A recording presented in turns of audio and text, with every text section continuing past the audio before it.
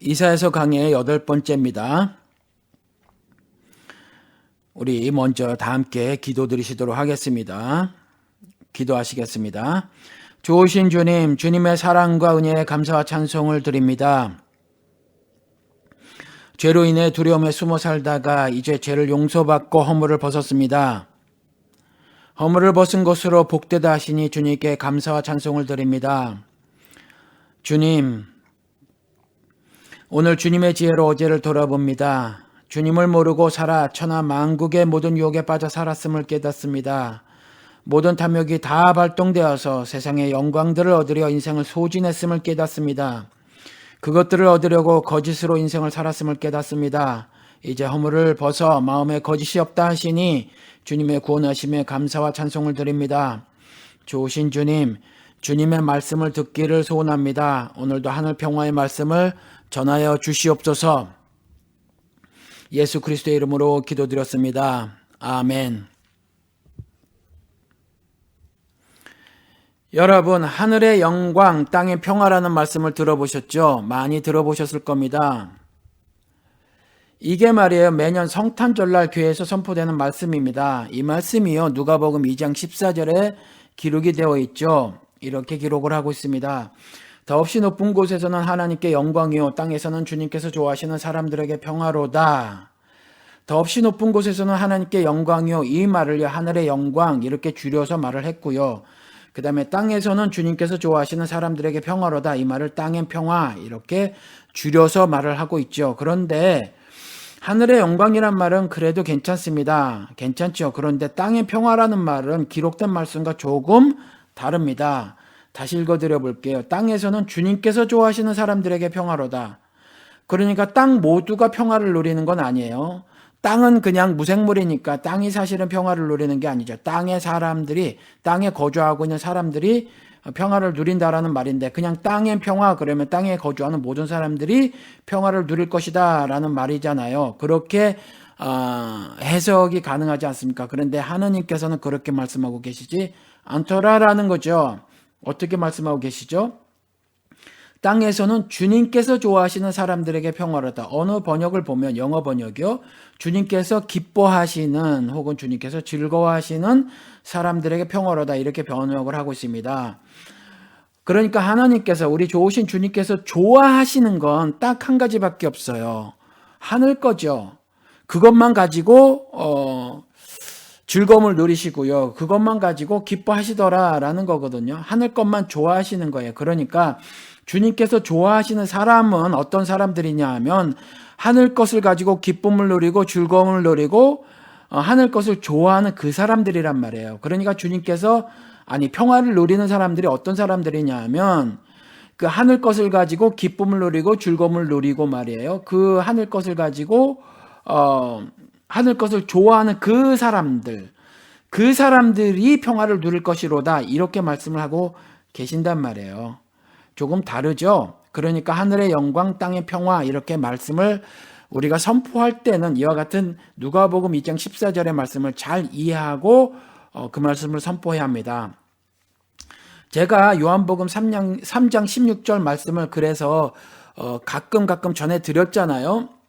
그러니까 하나님께서는 온 세상을 사랑하신다라는 거죠. 3장 16절을 먼저 제가 읽어드려 볼까요? 하나님께서 세상을 이처럼 사랑하셔서 외아들을 주셨으니 이는 그를 믿는 사람마다 멸망치 않고 영생을 얻게 하려는 것이다, 이렇게 기록을 하고 있죠. 하나님께서는 온 세상을 사랑하시죠. 무슬림이든지 불교도든지 무신론자든지 상관없이 자신이 원수됐다고 하는 그 모든 사람을 사랑하신단 말이에요. 왜냐하면 하나님께서 그 사람을 흙으로 만드셨으니까.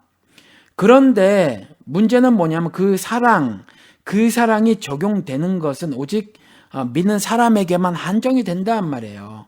그래서 이어지는 구절이, 이는 그를 믿는 사람마다 멸망하지 않고 영생을 얻게 하려는 것이다. 세상의 사랑을 확 뿌려놓으신단 말이에요. 하나님이 이 세상에 용서를 확 뿌려놓으신단 말이에요. 그런데 그걸 받아 먹지 못하는 사람들이 생겨요. 믿음으로 그거를 받아 먹어야 하는데, 그걸 받아 누려야 하는데, 그래야 하는데 그렇지 못하는 사람들이 있거든요. 이게 요한복음 3장 16절에 이게 그래서 오해되는 듯한 그리고 충돌되는 듯한 그 성경의 구절들 있지 않습니까? 그걸 이렇게 화해를 시키고 또 깨닫게 해주는 말씀인 거거든요. 하늘의 섭리를 동일하게 하나님께서 누가복음 2장 14절에 땅에서는 주님께서 좋아하시는 사람들에게 평화로다 이렇게 말을 하면 우리 좋으신 주님께서 편애하시는 사람이 있나? 이렇게 우리가 생각이 들 수 있지만 그것이 결코 아니다라는 거죠. 땅에 사는 사람들 가운데서 하늘 것을 좋아하지 않는 사람들이 있단 말이에요. 하늘 평화를 누리기를 원하지 않는 사람들이 있어요. 그렇죠. 하늘 것으로 즐거움을 누리지 못하는 사람들이 있단 말이에요. 그 사람들에게는 하늘 평화가 임하지 않는다라는 거죠. 우리가 이것을 성경 기록을 통해서 보면 분명히 알 수 있는데 이와 같이 더 없이 높은 곳에서는 하나님께 영광이요 땅에서는 주님께서 좋아하시는 사람들에게 평화로다. 이것이 예수 그리스도께서 이 땅에 오실 때 아기 예수로 태어나실 때에 선포된 말씀이거든요. 그런데 우리가 알다시피 예수님께서 그렇게 태어나실 때에 이 땅의 평화는커녕 사실은요 죽음의 폭력이 난무했었단 말이에요. 그렇죠. 그리고 조금 더 보시자고 예수님이 성장 과정도 마찬가지고 공생 활동 기간 내내 그 중에서도 사실은 평화가 있기는커녕 폭력적인 세상이었더라라는 거예요. 그리고 예수님께서 승천하신 이후는 어떻죠? 그 이후에 인류 역사를 한번 보시자고요. 평화가 있었나요? 평화의 시대가 있었나요?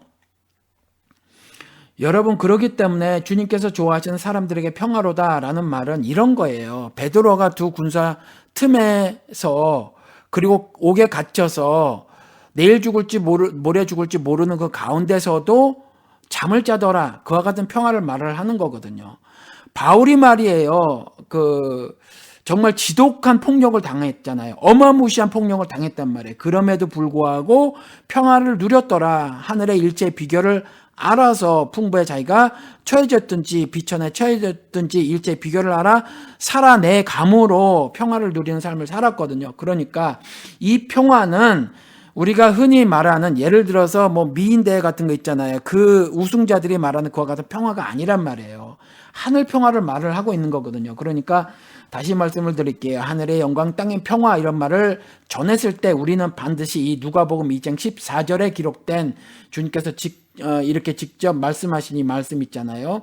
더없이 높은 곳에서는 하나님께 영광이요 땅에서는 주님께서 좋아하시는 사람들에게 평화로다라고 하면서 누가를 통해서 말씀하신 이 말씀의 뜻을 알고 선포를 해야 한다라는 말입니다.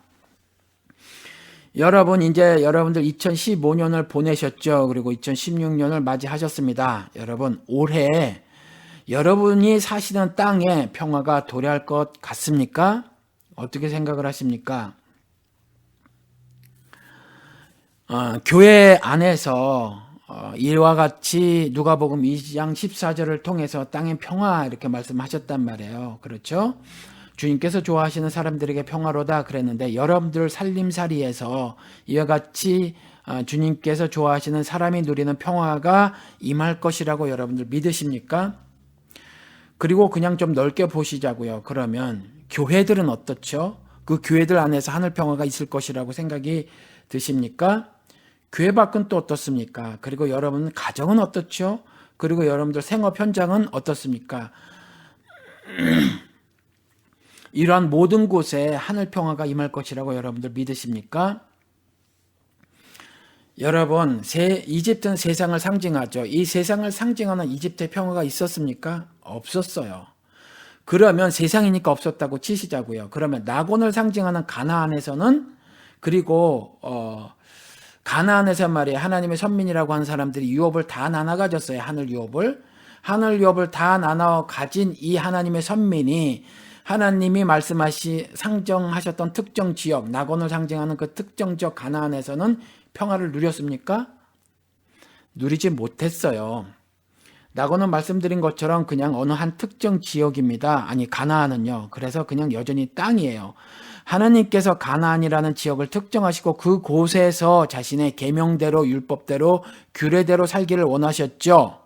신명기에 가서 보면 그렇게 살기를 원하셨는데 그래서 그곳에 있는 모든 코로 기식하는 것조차 다 죽여라고 말씀하시고 그 이방 족속 7족속의 모든 이방신들을 다 무너뜨리라고 멸망시키시라고 죽이라고 명령을 하셨던 거란 말이에요. 그렇죠.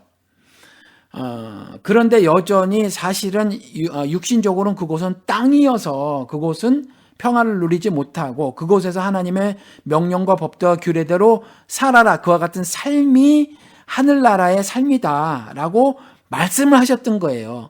그래서 장차 도래할 그리스도 나라는 그와 같은 세계가 될 것이다라고 말씀을 하신 것이고, 그래서 그 가나안 땅에서 그와 같은 삶을 맛보며 살아라라고 하시면서 그 땅으로 들이신 거거든요. 그런데 인간이 실패했죠. 인간이 실패해서 그곳에서 역시 평화를 누리지 못했습니다. 그러니까 우리가 한 가지 알 수 있는 게 뭐예요? 평화는 세상에 결코 되려하지 않는다는 거죠. 세상은 성경에서 땅과 동의어입니다. 세상은 죄인들이 만든 세계를 세상이라고 하죠. 그것을 또 다른 말로 땅이라고 또 말을 하기도 합니다. 하늘과 반대되는 의미로. 그러니까 죄로 인해서 손상이 되고 상처를 입은 인간은요, 결코 스스로 평화를 만들어내지 못해요. 평화의 땅을 만들어낼 수 없다는 거죠. 구축할 수 없다는 거예요. 28장에서 35장은 계속되는 심판기사, 하나님의 언약에 관한 기사거든요. 사실은 27장까지 기사도 마찬가지긴 하죠. 그렇죠. 계속해서 하나님께서 심판하시겠다고 하는 그 말씀들이 기록이 되어져 있다는 거죠. 왜 그래요? 인간들이 자의적으로 하늘의 평화를 깨기 때문에 그렇죠. 하나님을 반역하고 하나님께서 자신의 기뻐하심을 가지고 하나님이 자신이 기쁘신 뜻을 가지고 세상에 그 평화를 정착시키길 원하시는 거거든요. 제 하늘의 평화를 누리는 사람들을 만드시길 원하시는 거거든요. 그런데 그 일을 방해하는 거예요. 그렇죠. 그것이 구원인 거거든요. 그 평화가 안식이고 쉼이잖아요. 그것이 구원인 거거든요. 그걸 방해하는 거예요. 그 평화를 깬단 말이에요.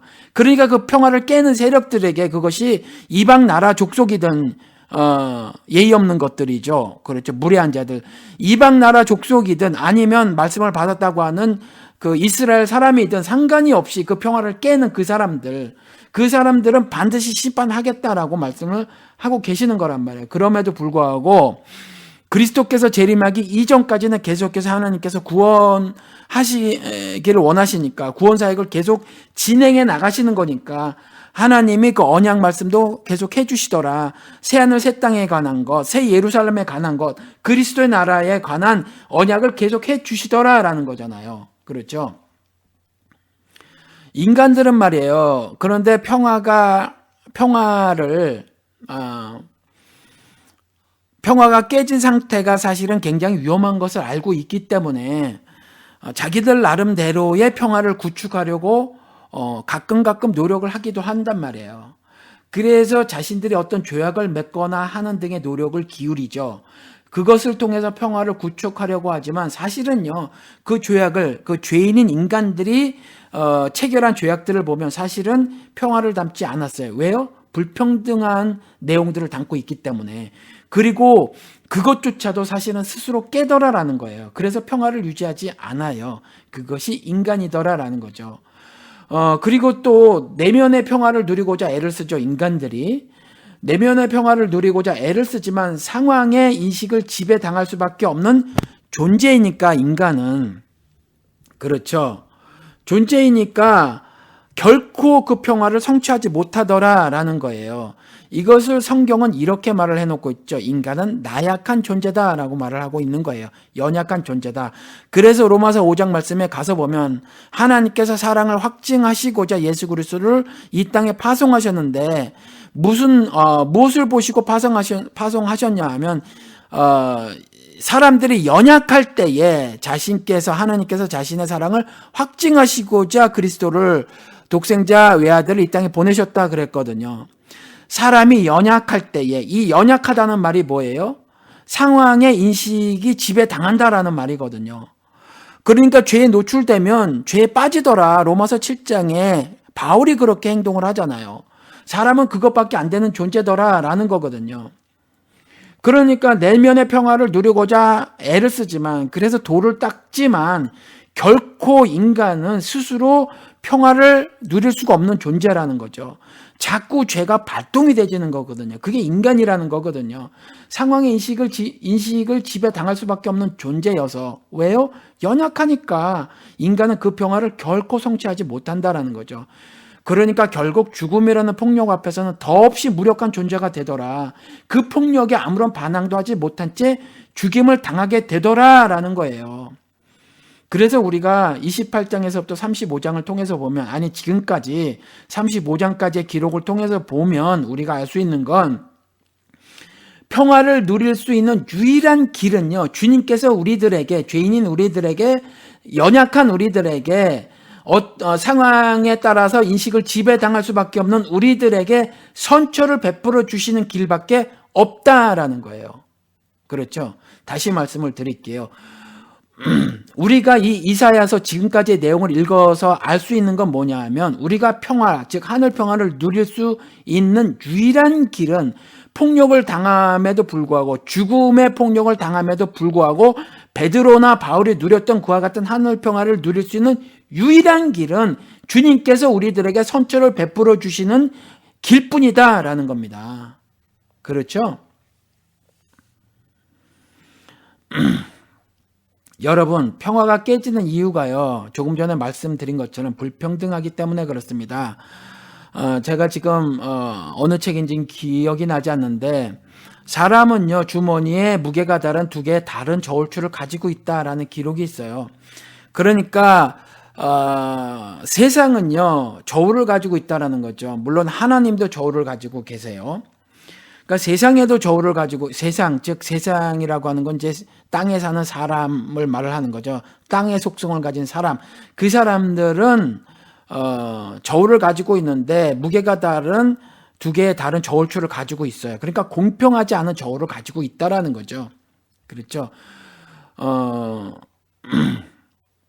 그런데 하나님도 여전히 저울을 가지고 계신데, 하나님의 저울부터 한번 살펴볼까요? 욥기 31장 6절에 가서 보면 이렇게 기록을 하고 있습니다. 하나님께서 나를 공평한 저울에 달아보시고 그가 나의 온전함을 아시기를 바라노라. 하나님도 저울을 가지고 계신데, 하나님이 가지고 계신 거는 이와 같이 공평한 저울이시더라라는 거죠. 하나님께서 공평한 저울에 나를 달아보시는 거예요. 그러니까 나를 달아본다고 하는 건 내 몸무게를 재보시는 게 아니겠죠. 나의 삶을 그 저울 접시에 올려놔 보시는 거예요. 그리고 달아보시는 거죠. 그걸 가지고 내가 과연 의로운 삶을 살았는가, 내가 온전한 삶을 살았는가, 거룩한 삶을 살았는가, 이게 모두 같은 말이죠. 같은 뜻의 말이죠. 동의어예요. 그러니까 온전하게, 완전하게 살았는가, 완전하다라는 말과 거룩하다라는 말, 그렇죠. 그리고 의롭다라는 말이 다 동의어란 말이에요. 그러니까 그걸 달아보시고 의로운가 안 의로운가를 판정하신다, 판결하시는 거거든요. 그래서 욥이 그걸 바라는 거예요. 자신이 스스로 하나님의 저울에, 그 저울 접시에 올려져서, 그래서 하나님으로부터 재판관이신 우리 그리스도로부터 무게를 달아봐서 말이에요. 스스로 달아봐서 주님께서 달아보시길 원하시는 거죠. 그래서 자신이 온전하다라고 하는 그 선언을 듣고 싶은 거예요. 그래야 그리스도 나라 백성이 되는 거잖아요. 최종적으로. 이와 같은 소원을 우리가 가지고 있어야 하잖아요. 그러니까 사실은 나를 공평한 저울에 달아보시고 라고 표현을 하고 있는데, 말씀드린 것처럼 내가 아니란 말이에요. 내 삶이라는 거죠. 그렇죠. 나의 삶의 모든 조각들, 편린들을 다 모아서 그 저울 접시에 올려놓고 달아보는 거죠. 그러니까 사실은 무엇을 얼만큼이 아니어야 한다는 거죠. 무엇을 어떻게 해야라는 거예요. 우리의 행함은요, 얼만큼 많이 했느냐, 이게 중요한 게 아니에요. 무엇을 어떻게 했느냐가 중요한 거죠. 그러니까 언제나 주님 안에서였는가, 아니면 언제나 주를 위한 것이었는가, 이런 것들이 중요하다라는 거예요. 그러니까 얼마나 많은 업적을 쌓았는가, 얼마나 효용적으로, 실용적으로 일을 잘 처리했는가, 이런 것들은 주님의 관심사가 아니에요. 그러니까 무엇을 얼만큼이 우리의 행함의 기준이 되어서는 안 된다는 거죠. 무엇을 어떻게가 우리 행함의 기준점이 되어야 하는 거예요. 이와는 반대로 세상도 나름대로 세상의 척도로 사람을 저울로 달아보거든요. 그것이 계시록 6장 5절에 가서 보면 이렇게 기록을 하고 있습니다. 그 어린 양이 셋째 봉인을 뗄 때에 나는 셋째 생물이 오너라라고 말하는 소리를 들었습니다. 그리고 내가 보니 검은 말 한 마리가 있는데 그 위에 탄 사람은 손에 저울을 들고 있습니다. 이와 같이 계시록 6장에 보면 뭐 여러 가지 색깔을 탄 사람이 등장하는데 이게 다 세상에 있는 여러 가지 다른 어두움들을 말을 하고 있는 거거든요. 그런데 이제 그 어둠이라고 하는 세상, 즉 그 어둠을 먹고 사는 사람들을 말을 하는 거죠. 짐승의 표를 받은 사람들, 그렇죠. 사람의 수라고 하는 사람의 죄인이라고 하는 그 사람의 법제도 장치에 따라서 살아갔던 사람들, 하나님의 법과 계명대로 사는 것이 아니라 자신의 법과 계명들을 만들어 살아가는 그 사람의 수를 가지고 사람의 수라는 인을 맞은 사람들, 그것이 곧 짐승의 인이잖아요. 그 인을 맞은 사람들이 저울을 가지고 있다라는 거죠. 그러니까 여러 가지 색깔의 말이 있는데 이번에는 검은 말 한 마리가 등장을 하는데 그 검은 말을 탄 사람이 손에 저울을 들고 있더라라는 거죠. 그런데 말씀드린 것처럼 죄인, 즉 땅의 사람들, 즉 세상 사람들, 세상이 가지고 있는 저울추는 공평의 추가 아니에요. 무게가 다른 저울추를 가지고 있다니까요. 공평의 추가 아니어서 불평등하단 말이에요. 불평등을 야기하는 저울추를 가지고 있어요. 그래서 불평등한 세계는 결코 평화가 도래할 수 없다라는 거죠. 세상이 재고 있는 건 뭐죠? 공평의 추가 아니니까 돈을 얼마나 많이 가졌는가, 권력을 얼마나 많이 가졌는가, 명예 등을 얼마나 많이 가지고 있는가, 뭐 이런 것에 따라서 평가한단 말이에요. 그런 것 가지고 사람을 저울에 달아보는 거거든요. 넌 얼마나 많은 돈을 가졌냐, 넌 얼마나 많은 권력을, 명예를 가졌느냐, 뭐 이런 거 가지고, 심지어는 학벌, 학식 이런 거 가지고 달아보거든요. 결코 하나님은 공평의 추를 가지고 계신데 그런 것 가지고 사람을 결코 달아보지 않으신다라는 거죠. 그러니까 이런 것들 가지고 사람을 저울에 달아보면 말씀드린 것처럼 불평등이 야기가 된단 말이에요. 그렇죠? 이와 같은 불평등이 야기가 되는데 죄인은요, 불평등을 원해요, 사실은요. 내가 불평등한 세상에 살고 있어야 내가 만약에 돈을 많이 갖지 못한 사람이라든가 힘을 많이 갖지 못하고 명예가 없는 사람들 위에 군림해서 그들을 부리면서 살 수 있거든요. 그래서 떵떵거리면서 살 수 있거든요. 언젠가 제가 방송에서 말씀을 드린 것 같은데 계층 이동이 가장 안 되는 사회가 OECD 국가 중에서 1위가 한국이랍니다. 그런데 계층 이동을 가장 간절히 바라는 나라 국민이 또 1위가 한국이라는 거예요. 그 증거가 뭐냐 하면 사교육비 지출이 그 증거 중에 하나라고 말을 하더라고요. 그런데 계층 이동을 간절히 바란다고 하는 것은 내가 상부로의 진입을 꿈꾸는 거거든요. 상층으로의 진입을 꿈꾸는데 하층 계급이 그대로 있어줘야 내가 상층으로 진입을 했을 때 상층으로 진입한 사람으로서의 누릴 걸 다 누리는 거란 말이에요. 그러니까 이와 같은 속셈은 뭐냐 하면 불평등을 원한다라는 거거든요.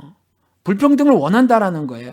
그와 같이 세상 사람들은, 땅의 사람들은, 즉 죄인은 불평등을 원해요. 사실은 그러니까 어찌 보면 평화를 원하는 것이 아니란 말이에요. 죄인은 결코 평화를 원하지 않는다라고 우리가 말할 수도 있더라라는 거예요. 그러니까 죄인들은 평화를 원하는 것이 아니라 평화를 깨기를 원하는 거죠. 그러니까 세상이 이 모양 이 꼴이더라. 인간들이 구축한 세상이 이 모양 이 꼴이더라라는 거죠. 그러니까 교회에서조차 거짓 종교자들은 어떻게 말을 하고 있죠? 이 불평등의 속내를 다 꿰뚫고 있잖아요. 그렇죠. 하나님의 공평한 저울추를 가진 그 저울에 자신을 달아보아서 자신이 다른 것도 아니라 의롭다 하는 말 한마디, 그 말을 듣고 싶어서 일평생을 살아가는 것이 아니라 그와 같이 하나님이 기뻐하시는 것대로 살기를 소원하는 것이 아니라 세상에서 출세하고 성공하기를 원해서, 그래서 그런 것들을 바라고 살거든요. 교인이라고 할지라도. 그러니까 거짓 종교자들은 이와 같은 불평등한 속내를 다 꿰뚫고 있으니까 그것들을 하나님의 은혜라고 속이기 시작을 했어요. 그것이 기복신앙, 번역신앙, 신학이죠. 그렇죠. 그러니까 좋은 대학 가기를 놓고 금요 철야 기도회 같은 거 하는 거예요. 수능 앞두고. 그렇죠. 남편의 승진 진급을 놓고 하나님께 간절히 기도를 하는 거죠. 40일 철야 같은 거 이런 거 하는 거예요. 그렇죠. 내가 과정으로 진급하고 부장으로 진급하길 원하는 거죠. 옆에 동료들이 떨어지고. 그리고 내 새끼가 서울대, 연대, 고대 가길 원하는 거죠. 내 새끼가 가려면 어차피 인원이 있단 말이에요. 그렇죠. 입학 정원이 있어요. 누군가가 다른 사람이 떨어져야 되는 거거든요. 그렇죠. 그러니까 이런 불평등의 속내를 다 아는 거예요. 다 아니까 이것이 은혜다. 좋은 대학교 가는 것이 은혜다. 이렇게 거짓말을 하는 거거든요. 그것이 하나님의 은혜라고 말을 하는 거죠. 그러면 서울대학교 가는 사람이 몇 명이나 돼요? 연고대 가는 사람이 몇 명이나 됩니까?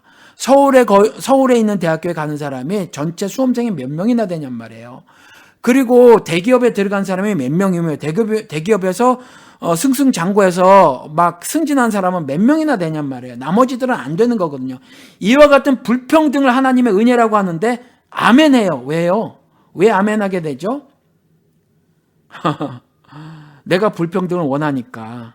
그렇죠. 나는 아직까지 욥이 고백한 것대로 내가 하나님의 저울 접시에 올려줘서 내가 달아줘서 말이에요. 하나님께서 하시고자 하는 그 딱 한마디 말씀, 내가 의롭노라 하는 것을 원하는 대신에 세상이 준다고 하는 그 모든 세상 만국의 천한 만국의 영광을 얻으려고 하는 그와 같은 간사한 간악한 마음 때문이라는 거거든요. 이건 불평등이에요.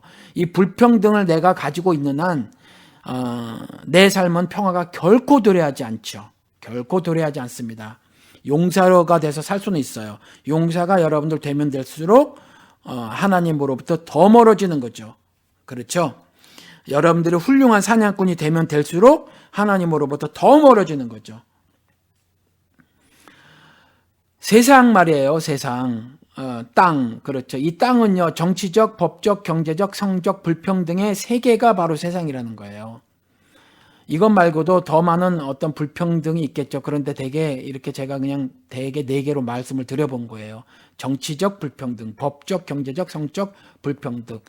그런데 나름대로 말씀드린 것처럼 인간들이 불평등한 세계, 즉 평화가 깨진 세계는 굉장히 괴롭고 힘든 걸 알아서 나름대로 평화를 구축해보고자 애를 써요. 그래서 정치적으로 보면 이전까지 없었던 불과 100년도 채 안 되죠. 미국만 해도 여성들이 투표에 참여할 수 있는 참정권이 허락된 것이 1940년이라고 하니까 그렇게 오래되지 않았어요. 그래서 1인 1표라는 것이 있기는 해요. 이런 걸 만들어 놓기는 해요. 만들어 놓기는 하지만 여전히 선택의 여지가 많지 않아서 그 1인 1표를 행사해서 지도자를 뽑는다고 하더라도 여전히 내가 사는 세상이 평화가 도래하지는 않더라라는 거죠. 우리가 부시를 뽑았어도 마찬가지고 오바마를 뽑았어도 마찬가지고요. 그 다음에 김대중 노무현을 뽑았어도 마찬가지고 이명박 박근혜 뽑은 게 아니지만 아무튼 이들이 지도자가 됐다고 하더라도 여전히 마찬가지더라.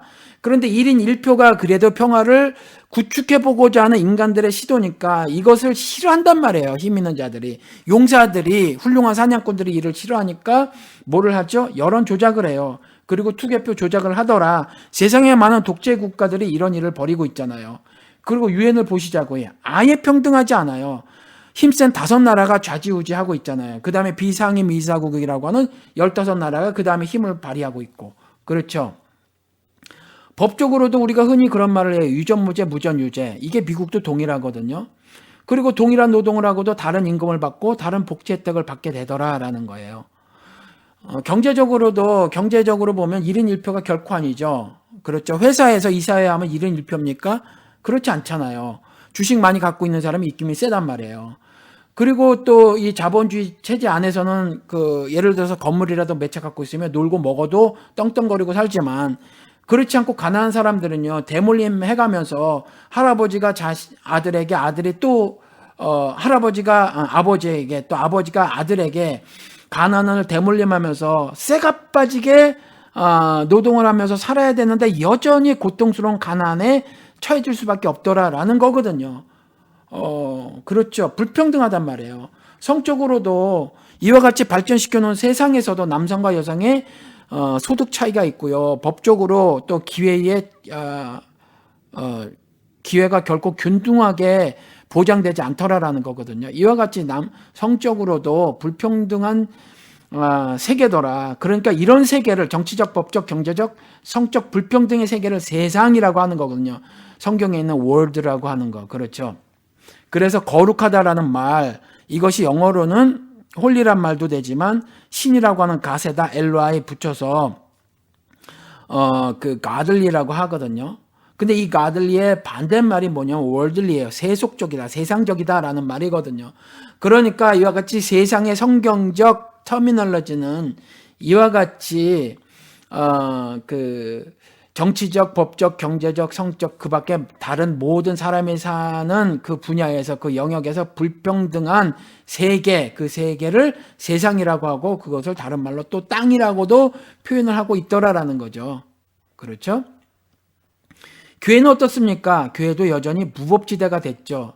정확하게는 무법지대라기보다는 법으로 하나님의 공의를 무너뜨려서 더 이상 하나님의 그 공의, 즉 정의가 나타나지 않는 지대가 되어버렸단 말이에요. 그렇죠. 그런데 여러분 28장에서 35장을 통해서 알 수 있는 건 제가 다시 한번 말씀을 드리는데 우리가 평화를 누리는 유일한 길은 우리 좋으신 주님께서 우리에게 선처를 베풀어 주시는 길밖에는 없다라는 겁니다. 32장 1절을 가서 보도록 하겠습니다. 여러분 32장 1절 여러분들도 책을 펴시고 여러분들 보시기 바랍니다. 32장 1절 장차 한 왕이 나와서 공의로 통치하고 통치자들의 공평으로 다스릴 것이다. 이 방법밖에 없다는 거예요. 장차 한 왕이 나오신단 말이에요. 그 왕이 무엇 가지고 공의로, 그렇죠. 공의로 justice, 공의로 통치하고 통치자들의 공평으로 다스릴 것이다. righteousness, 그렇죠. 하나님의 의와 공의로 통치하실 것이다 라는 거거든요. 이걸 갖다가 공의와 공평으로 이렇게 말을 해놓고 계신 거거든요. 이 방법밖에는 없어요. 여러분들이 2016년에 하늘평화를 누리시려면 그 왕의 법대로 살아가시는 방법밖에 없다는 거죠. 그 왕의 통치를 받으시는 길밖에 없어요. 그 왕이 공의와 공평으로 다스릴 때에 여러분들이 그 다스림을 받고 살아가는 방법밖에는 다른 방법은 없다라는 거죠. 그러니까 신자들은 어떤 사람들이냐면 이 32장 1절에 기록되어져 있는 장차 나올 그 왕 있지 않습니까? 근데 그 왕이 이미 나오셨단 말이에요. 그렇죠? 그 신자들은요, 그 왕의 공의의 통치와 공평의 다스림을 받는 사람들을 말을 하는 겁니다. 그게 신자들이에요. 즉 불의한 저울을 가진 검은 말을 탄 자의 저울에 올려지기를 거부하는 사람들이죠. 그렇죠? 그러니까 내가 가진 지식, 내가 가진 명예, 내가 가진 부, 내가 가진 힘, 권력 이런 것들을 가지고 세상 사람들이 나를 바라볼 때에 그것들을 완강히 거부하는 사람들이 신자예요. 그러니까 심지어 예를 들어서 바울처럼 말이에요. 나를 누군가가 근사한 신앙인이다. 하나님의 능력의 주의 종이다라고 했었을 때 나에게 그런 관심을 보이지 마십시오라고 하면서 죄를 뒤집어 쓰고 말이에요. 여러분들이 바라봐야 할 사람들은 저 좋으신 주님입니다라고 말을 하는 그러한 모습을 가진 사람들, 그렇죠. 그런 그 세상에 불의한 그 검은 말을 탄 자가 가진 저울 있잖아요. 공평치 않은 저울에 올려지기를 완강히 거부하는 사람들이 신자란 말이에요. 돈이 많다고 권력이 있다고 차별을 한다면 이를 단호히 거부하는 사람이고요. 자신이 남자라는 이유로 여자를 차별한다면 이 또한 묵과하지 않는 사람이란 말이에요. 거꾸로도 마찬가지거든요. 자신이 여자라는 이유로 대표 기도에 불림을 대표 기도에서 제외되면 이를 묵과하지 않는 사람이어야만 한단 말이에요. 왜 당회에 여자가 못 들어가냐고 따질 줄 아는 사람이어야 왕의 공의의 통치와 공평의 다스림을 받는 사람이란 말이에요. 이와 같이 그 남자와 여자의 성적인 차별을 그대로 수용하는 건 결코 하나님의 공의의 통치와 공평의 다스림을 받는 사람들이 아니란 말이에요. 그렇죠? 왕의 공의와 공평의 다스림이 내게 나타나는 것을 기쁘게 여기며 사는 사람들이 하늘 평화를 누리며 사는 사람들입니다. 여러분, 세상은요, 이사야 선지자를 통해서도 분명히 말씀을 하셨지만 개선할 세계가 아니에요. 멸망시킬 세계입니다. 멸망시킬 세계. 세상은요, 하나님의 분노의 포도주를 마셔야 될 겁니다. 마시게 될 거예요. 제가 요한계시록 몇 절을 찾아서 쭉 읽어드릴게요. 문학적인 표현입니다. 이방 나라를 그러니까 바벨론이 적그리스도고요. 이 바벨론이 적그리스도를 상징하기도 하면서 또 적그리스도의 어둠의 권세에 따라 살아가는 그와 같은 이방 나라를 총칭한다고도 이해를 하셔도 괜찮아요. 제가 쭉 읽어드릴게요. 요한계시록 14장 8절 먼저 읽어드리겠습니다. 또 두 번째 다른 천사가 뒤따라서 말하였습니다. 무너졌도다 무너졌도다 큰 도시 바벨론이 무너졌다. 바벨론은 자기 음행으로 빚은 진노의 포도주를 모든 민족에게 마시게 한 도시다. 그러니까요, 바벨론은 여기서 이제 적그리스도를 말씀을 그렇게 이해를 할 수 있겠죠. 그렇죠? 근데 바벨론이 무슨 짓을 저질렀어요? 자기의 음행으로 빚은 진노의 포도주를 모든 민족에게 마시게 했더라라는 거예요. 하나님 앞에서 진노의 분노의 형벌을 당하게 죄를 짓게 만들었더라라는 거거든요. 그렇죠? 그런 죄를 지게 만들었다라는 거예요. 그리고 요한계시록 14장 10절에 가서 보면 하나님의 진노의 포도주를 마실 것이다. 그 포도주는 물을 섞어서 묽게 하지 않고 하나님의 진노의 잔에 부어 넣은 것이다. 그러니까 결코 벌이 감해지지 않을 거라는 거죠. 또 그런 자는 거룩한 천사들과 어린 양 앞에서 불과 유황으로 고통을 받을 것이다. 그러니까 진노의 포도주를 마실 것을 불과 유황으로 고통을 받을 것이라는 다른 말로 또 표현을 해놓고 있습니다. 그리고 계시록 19장 15절에 가서 보면 그의 입에서 날카로운 칼이 나오는데 그는 그곳으로 모든 민족을 치실 것입니다. 그는 친히 쇠 지팡이 아이언 랏이라고 되어져 있습니다. 시편 2편에 가서 보면 쇠막대기 혹은 철장 이렇게 번역을 하고 있습니다. 여기선 쇠 지팡이라고 말을 해놓고 있는데 그는 친히 쇠 지팡이를 가지고 모든 민족을 다스리실 것이요 심판하신다는 말이죠. 전능하신 하나님의 맹렬하신 진노의 포도주 틀을 밟으실 것입니다. 그러니까 아이언 랏 즉 쇠 지팡이, 철장, 쇠막대기를 가지고 모든 족속을 다스릴 것이다. 심판하실 것이다. 이 말씀을 다른 말로 맹렬하신 진노의 포도주 틀을 밟으실 것이다 라고 또 다른 문학적인 표현을 하고 계시다라는 거죠. 요한계시록 16장 19절 가서 보면 그리고 큰 도시가 세 조각이 나고 민족들의 도시들도 무너졌습니다. 하나님께서 그 큰 도시 바벨론을 기억하셔서 결코 잊지 않으세요. 하나님은 그 죄악을 결코 묻고 가시지 않는단 말이에요. 덮어두지 않으세요. 자그마한 죄 하나까지라도 덮어두지 않으시니까 여러분들이 말이에요. 반드시 죄를 지으셨으면 회개를 하셔야 돼요. 그 큰 도시 바벨론을 기억하셔서 하나님의 진노를 나타내는 독한 포도주의 잔을 그 도시에 내리시리니 그러니까 독한 포도주의 잔 여지까지는 그냥 포도주의 잔이었는데 독한 포도주의 잔 그 벌이 매우 중할 것임을 말씀하고 계시더라라는 거예요. 그러니까 이와 같이 하나님께서 직접 말씀하셨잖아요. 세상은 멸망당할 세계지 개선할 세계가 아니라는 걸 여러분들이 아셔야 해요. 세상은 멸망당할 세계입니다. 결코 개선할 세계가 아니에요. 땅의 벌을 가하신단 말이에요. 요한계시록 나중에 가서 보면 언젠가 강의를 할 기회가 주어질 겁니다. 여러분들이 그걸 아셔야 해요.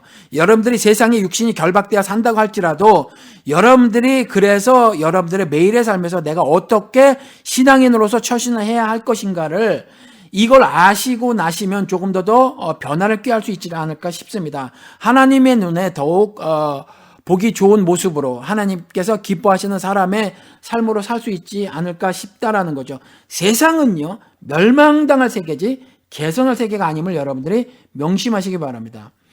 여러분들 우리가 세월호 사건을 얼마 전에 겪었잖아요. 이거 보면요 의문점 투성이에요.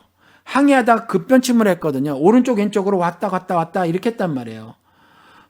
왜 그렇게 급변침을 했을까? 그런데 그 레이더에 보니까 다른 물체가 보이더라라는 거거든요. 그런데 정부 발표에 의하면 그것이 쏟아진 컨테이너다 이런데 컨테이너 같으면 이렇게 한 물체가 하나가 아니겠죠. 그런데 금세 또 그 물체가 물 아래로 가라앉아 버려요. 물체가 보이다가 사라지는데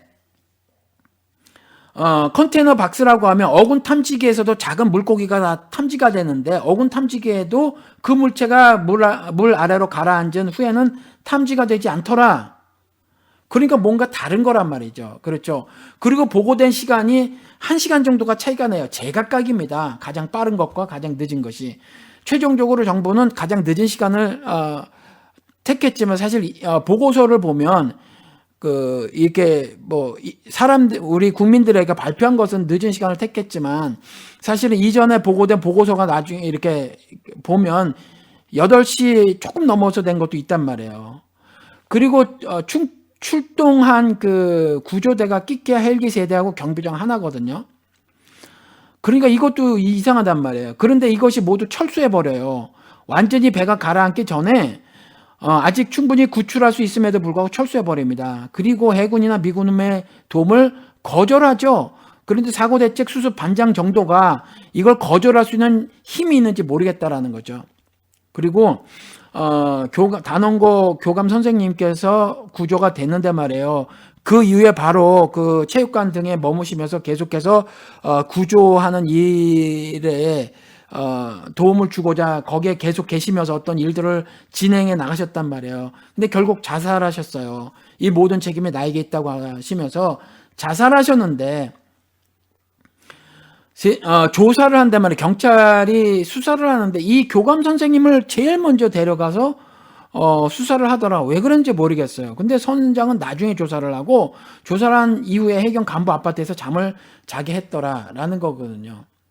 근데 이와 같이 이제 의문점들이 있잖아요. 제가 그냥 의문점만 말씀을 드린 거예요. 이게 제가 어떤 이렇게 또 어떻다라고 말씀을 드리려고 하는 것이 아니라 이와 같은 의문점들이 있단 말이에요. 그렇죠. 그러면 이것을 반드시 규명해야 된단 말이에요. 얼마나 많은 사람이 죽었어요. 몇백 명의 특별히 학생, 우리 어린 아들, 딸들이 죽었는데 굉장히 악한 일이 벌어진 거란 말이에요. 그러면 반드시 규명해야 한다라는 거예요. 그래서 다시는 재발되지 않도록 해야 하죠.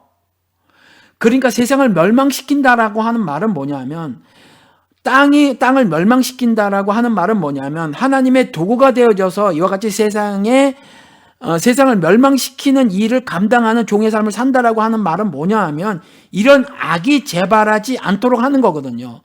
그러니까 이런 악이 재발하지 않도록 하려면 이와 같이 의문투성인 일이 있었을 때 이 일을 반드시 규명해야 한다.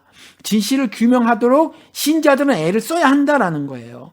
이런 것들은 결코 정치적 타협의 문제가 아닌 거거든요. 불의한 일이, 악한 일이 닥쳤을 때 왜 타협을 해야 하냔 말이에요. 그런 게 아닌 거거든요. 그러니까 포도주 부대도 마찬가지예요. 신앙 체계가 잘못되었잖아요. 그러면 여러분들이 그것을 개선할 문제가 아니라니까요. 신앙 체계도 잘못되었으면 버려야 해요. 유대인들처럼요. 기도를 안 했어요. 금식을 안 했어요. 구제를 안 했어요. 뭘 안 했어요. 다 잘했단 말이에요. 잘했는데 그들의 신앙 체계가 잘못되었어요. 신앙 체계가 잘못되었으면 그건 버려야 해요. 버려야 해요. 그래야 포도주 부대를 찢으면서 터져버리는 게 아니거든요. 땅에 엎질러지는 게 아니란 말이에요. 그렇죠. 그러니까 그렇게 아셔야 한다란 말이죠. 이와 같이 세상에 대한 올바른 이해를 바탕으로 세상에서의 삶을 계획을 우리가 할 수 있다라는 거죠. 물론 계획한다고 하더라도 성경을 통해서 보면 이루시는 이는 여호와 하나님이시다 이렇게 말씀을 해놓고 계시잖아요. 그러니까 그와 같은 말씀대로 이루고자 하는 계획을 세울 때 우리는 또 이 점을 명심해야 되죠. 온전히 주님의 뜻에 합당해야만 한다라고 하는 것을 명심을 해야죠. 주님의 뜻에 합당하지 않는 것이라면 우리가 계획을 세울지라도 그 일을 주님께서 이루지 않으시죠. 우리가 이룰 수는 있어요. 그렇지만 우리가 이루는 모든 일들은 주님께서 이루지 아니하시는 일들은 그것은 모두 악한 일이니까 그런 것들을 이룬다고 하더라도 그것은 백해무익할 뿐이죠. 그렇죠. 그러니까 어떤 성격이어야 하냐 하면 불평등하지 않아야 해요. 불평등이 말씀드린 것처럼 평화를 깨는 일이거든요. 그러니까 불평등하게 대접받지 않으려면 불평등하게 남을 대접하지 않아야 합니다. 그렇죠. 우리가 우리 삶의 평화를 누리려면 어떻게 해야 되냐면 남에게 불평등하게 대하지 않아야 해요. 남편은 아내에게, 아내는 남편에게, 부모는 자식에게, 자식은 부모에게, 그리고 우리 이웃들에게, 교회에서 우리 형제들에게 불평등하게 대하지 않아야 해요. 내 자신이 불평등하게 대접받지 않으려면, 내가 불평등하게 대접받지 않고 그래서 내가 평화를 누리고 살으려면 남에게도 그래야 한다라는 거죠. 그것이 누가복음 6장 32절 1절에 이렇게 기록을 하고 있습니다. 너희는 남에게 대접을 받고자 하는 대로 남을 대접하여라. 그렇죠. 이 말씀은 우리가 명심하고 살아야 합니다. 여러분들 2016년에 평화를 누리고 사시길 원합니까? 하늘 평화가 여러분들 삶에 임하시기를 원하십니까? 바울과 같이 세상으로부터 모진 폭력을 받더라도, 폭력을 당하더라도, 그리고 베드로처럼 내일 당장 끌려 나가서 죽임을 당하게 될 처지에 놓여 있더라도 여러분들이 태평하게 잠을 잘 수 있는 안식, 평화를 누리길 원하십니까? 그러면 여러분들 그런 평화를 누리시길 원하면 여러분들의 삶이 그 어떤 세력으로부터도 불평등을 당하지 않아야 하거든요. 그러려면 여러분들이 남에게 대접을 받고자 하는 대로 남을 대접하여라 하신 말씀대로 남을 불평등하게 대접을 하면 안 됩니다. 그런데 이 말씀을요, 마태복음 17장 12절에서는 한 말씀 더 붙여놓고 있어요. 이렇게 해놓고 있습니다. 그러므로 너희는 무엇이든지 남에게 대접을 받고자 하는 대로 너희도 남을 대접하여라. 여기까지 마가복음 말씀과 동일하죠. 그런데 한 말씀 더 붙여놓고 있습니다. 이것이 율법과 예언서의 본뜻이다. 이것이 율법과 예언서의 본뜻이라는 거죠. 왜요? 왜 이렇게 말씀해놓고 계세요? 이것이 평화를 누릴 수 있는 길이니까, 유일한 길이니까. 그렇잖아요. 하나님의 사랑을 가지고 하나님이 무슬림이든지 불교도든지 믿지 않는 사람이든지 동성애자든지 상관없이 온갖 하나님 앞에서 범죄를 저지른 하나님 원수를 사랑하셨잖아요. 그 사랑을 우리가 받았잖아요. 그 사랑을 받은 사람으로 남에게 그대로 전하는 거란 말이에요. 그렇죠?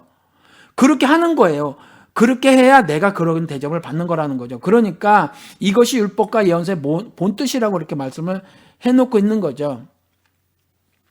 제가 세월호 말씀을 드렸는데 이번에 또 다른 말씀을 드려볼게요. 엄마 부대라고 요즘에 또 그 뉴스에 이렇게 등장하는 사람들이 있어요. 이전에는 서북 청년단을 재건한다면서 선글라스 끼고 나온 여자가 아마 대표로 있는 것 같은데, 이 사람이 말이에요, 이렇게 말을 했어요. 한일 위안부 굴욕 협상에 반대하는 사람들 앞에 서가지고 내 딸이 위안부였어도 이번 협상을 받아들였을 것이다. 거짓말이죠. 수천 수만 번의 강간을 당했는데 이게 어떻게 말이 됩니까? 이건 그냥 양심에 화인이 맞은 경우예요. 하나님의 사랑과 은혜를 입은 사람은 결코 이런 말을 할 수가 없죠. 그렇죠? 이 사람은 어떤 대접을 받겠습니까? 뻔할 뻔이라는 거죠. 여러분들 하나님의 사랑과 은혜를 입은 사람으로 이런 말과 행동을 하고 살아서는 안 된다라는 거죠. 이건 정말 양심에 화인을 맞은 거예요. 그렇죠? 그런데 요즘에 또 다르게 주목을 받는 분이 계시더라고요. 누구냐 하니까 오뚜기 식품의 오노 씨인데, 이분이 비정규직 직원을 다 정규직으로 이렇게 해주셨다라고 하더라고요. 그리고 심지어 마켓에서 시시코너에서 일하는 사람들까지 다 정규직으로 해주셨대요. 미국에서도 이 시시코너에 일하는 사람들은 거의 다가 아마 제 생각에는 다일 것 같아요. 비정규직이거든요. 정규직을 이런 일로 잘 안 써요. 왜냐하면 시시코너는 늘상 1년 내내 있는 것이 아니거든요. 그리고 자꾸 바뀌고. 그렇죠. 그런데 이 오뚜기 식품의 오너라는 분이 다 정규직으로 해주셨다라는 거죠. 이분 눈에는 물론 사람을 그러니까 자신의 회사에, 오뚜기 식품이라는 회사에 일하는 사람이긴 하지만 이 사람들이 누려야 할 기본적인 것들을 지금 현재 대한민국 사회에서 생각하고 있는 것보다 훨씬 더 차원 높은 것으로, 어떤 한 차원 승화된 것으로 인식을 하고 있는 것 같아요. 그러니까 사람의 살림살이를 보셨겠죠. 사람을 먼저 보셨겠죠. 일이나 월급이나 효용, 실용 이런 걸 보시지 않았겠죠. 사람이라면 적어도 이 정도는 누려야 된다라고 생각을 하신 거겠죠. 그래서 시시코너에서 일하는 사람들까지라도 다 정규직으로 만들어주시지 않았는가 싶습니다. 그리고 자신이 번 돈 300 몇십억을 사회 환원을 하셨더라고요. 나눔을 실천하신 경우입니다. 이와 같이 말이에요. 사람이 달라요. 그렇죠? 제가 그래서 그 라면 3팩을 샀는데 다 오뚜기 걸 샀어요. 그 4개나 5개씩 들어있는 패키지가 있던데 3개를 샀어요. 종류 다른 거. 근데 맛있더라고요, 다. 그러니까 여러분들도 이와 같은 회사의 상품을 이왕이면 더 사주셨으면 좋겠습니다. 여러분들이 대접받기 원하세요? 이와 같이 남들을 대접하시면서 사시는 올 한 해가 되시길 바랍니다. 그리고 말해 하나님을 신앙하는 사람들, 즉 주님께서 선처를 베푸르셔야 내 삶에서 불평등이 제거가 된다. 즉 내가 평화를 누릴 수 있다. 아무리 세상에 그 어마무시한 폭력을 당한다고 할지라도, 그리고 그 폭력이 죽음의 폭력이라고 할지라도 베드로가 누리는 하늘 평화를 누리는 삶을 살기를 원하신다면 더 나아가서 적극적인 평등을 실천해야만 합니다. 로마서 12장 13절에 성도들이 쓸 것을 공급하고 손님 대접하기를 힘쓰십시오. 이렇게 기록을 하고 있죠. 그러니까 모든 하나님을 신앙하는 사람들은요. 그래서 내 삶의 평화를 누리고자 하는 사람들은 더 적극적으로 성도들이 쓸 것을 공급하는 삶을 살아야 한다는 거죠. 그렇죠? 우리 작은 자교회에서 지금 우리가 세워진 지가 얼마 안 되고 교제를 나눈 지가 얼마 안 돼서 그렇지만 사정을 말하지 않겠지만 우리 작은 자교회의 형제 자매 가운데서도 사정이 굉장히 어려운 분들이 계실지 모른다라는 거죠. 나중에 알게 되면 말이에요. 알게 되면 우리가 서로 좀 도와주고 사시자고요. 쓸 것을 공급하면서 서로 공급을 해주시면서 사시자고요. 그리고 또 돈을 모아서 더 나가서 일자리 찾지 못한 청년 버스비라도 좀 챙겨주고요. 지하철 탈 수 있는, 그렇죠. 뭐라 그래요? 그 표를 살 수 있는 그런 돈이라도 좀 챙겨주고, 그리고 어르신들 있잖아요. 교회의 어머님, 아버님들 있잖아요. 용돈도 좀 챙겨드리고, 그리고 홀 부모들, 미국에서도 싱글 페런트가 굉장히 많은데 이 홀 부모들 있잖아요. 홀 부모와 그 자녀들도 좀 챙겨주자고요. 부모가 없는 고아들도 좀 챙겨주고, 이와 같이 성도들이 쓸 것을 공급하는 이와 같은 삶을 살아야 한다는 거죠. 이것이 적극적인 평등을 실천하는 일이다라는 거예요. 로마서 12장 13절 말씀입니다. 그리고 요 13절 말씀에 한 가지 더 말씀을 해놓고 있죠. 손님 대접하기를 힘쓰십시오라고 말을 해놓고 있죠. 손님은요, 구약에 또 나그네라고 번역을 하고 있습니다. 나그네를 대접하자는 거죠. 나그네는 나를 위해서 해준 것이 없어요. 그저 나에게 와서 신세만 지기를 원하는 사람들이죠. 그런데 구약의 여러 구절에서 이 나그네를 자신의 식솔처럼 대접하라 내내 말을 하고 있더라라는 거죠. 그러니까 무종교인이든지 타종교인이든지 심지어 더 나아가서 기독교를 비난하는 사람들에게까지 우리가 다 자선을 베푸시자고요. 우리 작은 자교회는 그런 삶을 사시자고요. 그렇게 그와 같은 삶을 삶으로, 즉 불평등을 개선하기 위해서 적극적인 평등을 실천하면서 사는 우리 작은 자교회가 되었으면 참 좋겠습니다.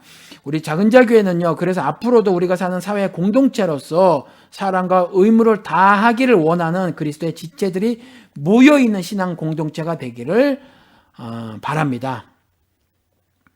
그리고 말이에요, 이 평화의 삶은요, 전적으로 성령의 인도하심에 따라 실천하는 것임을 우리가 명심하시자고요. 이게 우리의 노력과 실력으로 되는 게 아니란 말이에요. 우리가 원래부터 선해서, 우리는 원래부터 그와 같이 착한 심성을 가진 사람이어서 그런 일을 할 수 있는 것이 결코 아니다라는 거예요. 우리는 전적으로 성령의 인도하심 따라 실천하는 거예요. 그래야만 하늘의 비밀의 뜻을 다 설파하는 그와 같은 자비를 베풀 수 있는 거거든요.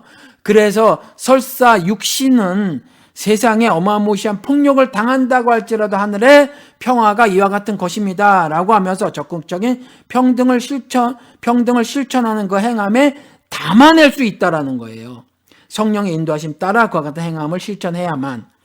제가 이사야서를 강의를 하면서 두세 가지를 사실은 좀 빼먹어서 마음에 걸린 것이 있어요. 그 중에 하나가 일곱 영인데 이사야서 11장에 여러분 돌아가 보시기 바랍니다. 오늘도 좀 말씀이 긴데 여러분들 그래도 계속해서 나가도록 하겠습니다. 이사야서 11장 가보시기 바랍니다. 1절부터 4절까지 제가 읽도록 하겠습니다. 이새의 줄기에서 한 싹이 나며 그 뿌리에서 한 가지가 자라서 열매를 맺는다. 주님의 영이 그에게 내려오신다. 지혜와 총명의 영, 모략과 권능의 영, 지식과 주님을 경외하는 영이 그에게 내려오시니 그는 주님을 경외하는 것을 즐거움으로 삼는다.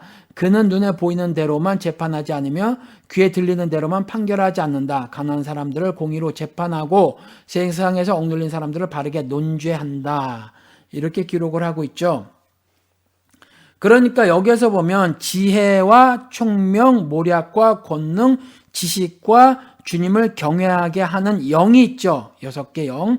그리고 가난한 사람들을 공의로, 그리고 세상에서 억눌린 사람들을 바르게 재판하는 영이 있단 말이에요. 솔로몬이 받은 그와 같은 영이죠. 그렇죠.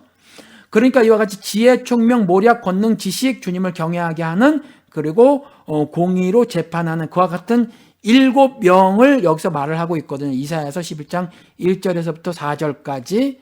그런데 계시록의 1장에 가서 보면 이런 구절이 있어요. 요한은 4절인데 계시록 1장 4절.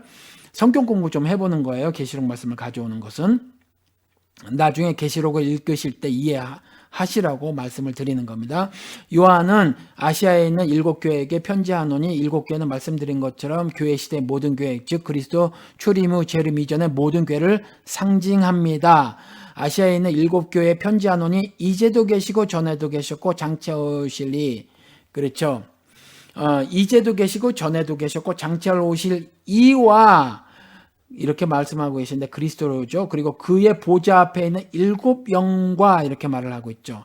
이 7영이 바로 성령을 말하고 있는 거예요. 성령이 이와 같은 일들을 하신다라는 거거든요. 그렇죠. 그걸 7영이라고 표현을 해놓고 있는 거죠. 그러니까 7 being으로, 7 exist로, 그러니까 7 존재로서의 7개의 영이라는 말이 아니에요. 이것은 성령의 다른 7가지의 일을 말씀하시는 거군요. 워크, 사역. 그렇죠. 성령의 이와 같은 특징? 뭐 이렇게 말씀을 드릴 수 있겠네요. 그런데 여기서 7영이라고 해놓고 있잖아요. 7은 완전수잖아요. 그렇죠. 그러니까 성령의 하시는 일, 그러니까 자신의 뜻대로 나눠주시는 모든 은사 같은 것도 마찬가지로 그 완전함을 말을 하고 있는 거거든요. 그런데 여기에서 이사야서에서는 지혜, 총명, 모략, 권능, 지식, 주님을 경외하는, 그리고 공의로 재판하는 이렇게 7개 영으로 이렇게 말을 하고 있거든요. 이것으로 성령께서는 자신을 나타내시고 자신을 그렇게 나타내시는 것으로 그 주의 백성들을 인도하시더라라는 거예요.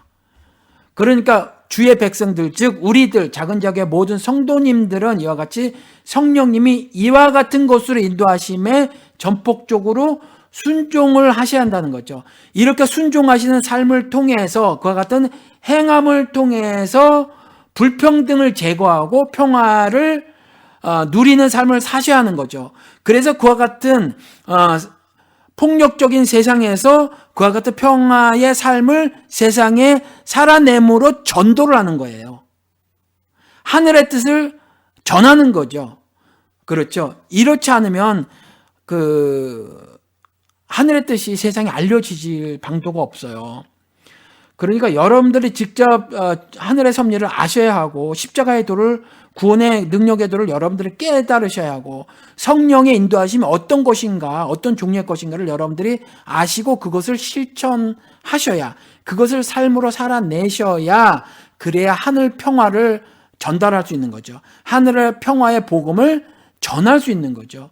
그리고 전한다는 것이 말씀드린 것처럼 여러분들이 그와 같은 삶을 살아내시는 거예요. 2016년에 그와 같은 하늘평화의 삶을 여러분들이 사셔야 또 여러분들의 삶이 세상에 그대로 전달이 되어지고 이식이 되어져서 한 사람이라도 더 많이 그와 같은 하늘평화를 누리는 삶을 살게 되더라라는 거죠. 그래서 날마다 구원받는 자의 수를 여러분들을 통해서 하나님께서 더하시는 거더라라는 거죠.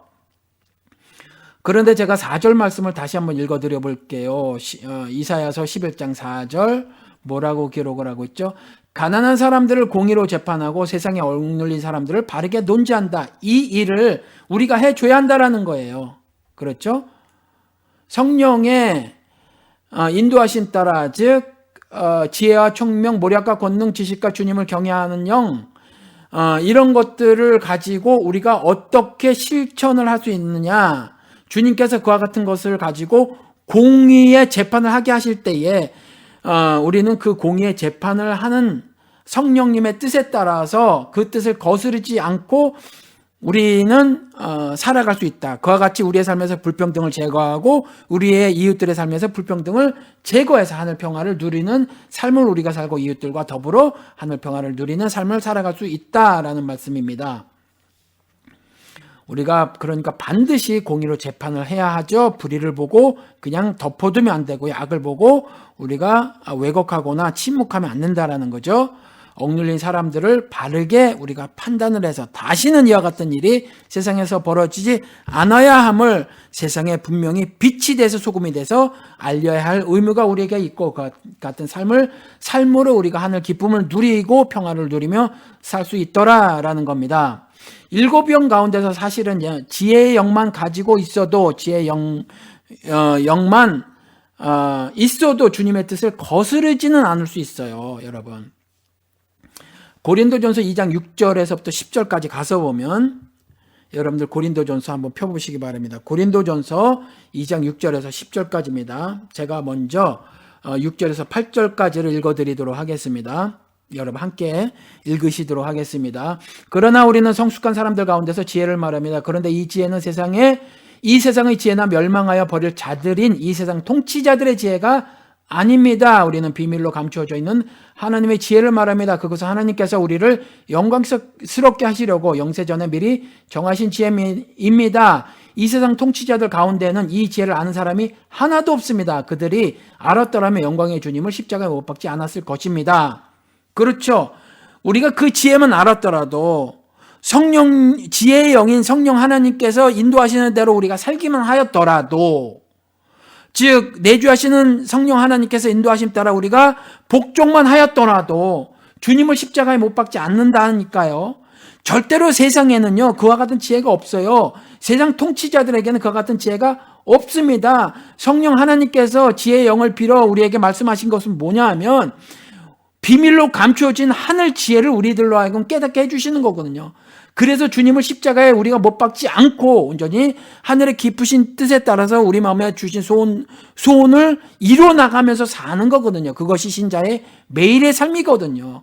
모든 삶의 영역에서 나타나는 구체적인 삶의 모습인 거거든요. 그렇죠. 그러니까 세상 통치자들 가운데서는 지혜를 아는 사람이 하나도 없으니 우리는요 비밀로 감춰져 있는 하나님의 지혜에 따라서 사는 인생이 되어져야만 하겠다라는 말씀입니다. 그리고 이와 같이 9절 10절 읽어드릴게요. 그러나 성경에 기록한 바 눈으로 보지 못하고 귀로 듣지 못하는 것들 사람의 마음에 떠오르지 아니하는 것들을 하느님께서는 자기를 사랑하는 사람들에게 마련해 주셨다 한 것과 같습니다. 마태복음 13장에 천국의 비밀을 알 자가 있고 아는 것이 허락된 자가 있고 허락되지 않은 자가 있다라고 말씀을 하고 계시잖아요. 자기를 사랑하는 사람들에게 마련해 주셨다. 10절에 하나님께서는 성령을 통하여 이런 일들을 우리에게 계시해 주셨습니다. 성령은 모든 것을 살피시니 곧 하나님의 깊은 경륜까지도 살피십니다. 라고 말을 해놓고 있죠. 깊은 경륜, dispensation, 쉽게 말하면 일이라는 거거든요. 그래서 세대주의는 dispensationalism. 갑자기 영어 단어를 까먹었습니다. 이거거든요. 그러니까 하나님의 일하심이라는 거예요. 정확하게 그래서 시대로 나누는 것이 아니라 세대로 나누죠. 구약 시대라기보다는 구약 세대라고 하는 것이 맞아요. 성격적으로 다른 거지 시간적으로 다르게 보지 마시기 바랍니다.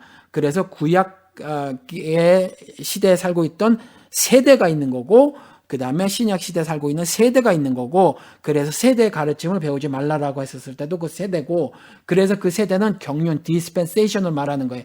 그런데 하나님의 이와 같은 깊은 경륜까지라도 살피시는 이가 누구냐 하면 성령 하나님이시다라는 거거든요. 그 성령 하나님께서 그 하늘의 깊은 경륜까지라도, 그 비밀의 일들까지라도 10절에 우리에게 계시해 주시더라, 이렇게 기록을 하고 있잖아요. 그렇죠. 그런데 이 고린도전서의 2장 9절에 눈으로 보지 못하고 귀로 듣지 못한 것들, 사람의 마음에 떠오르지 아니한 것들을 이사야서 64장 6절에 가서 보면, 이런 일은 예로부터 아무도 들어본 적이 없습니다. 아무도 귀로 듣거나 눈으로 본 적이 없습니다를 인용을 하는 거예요.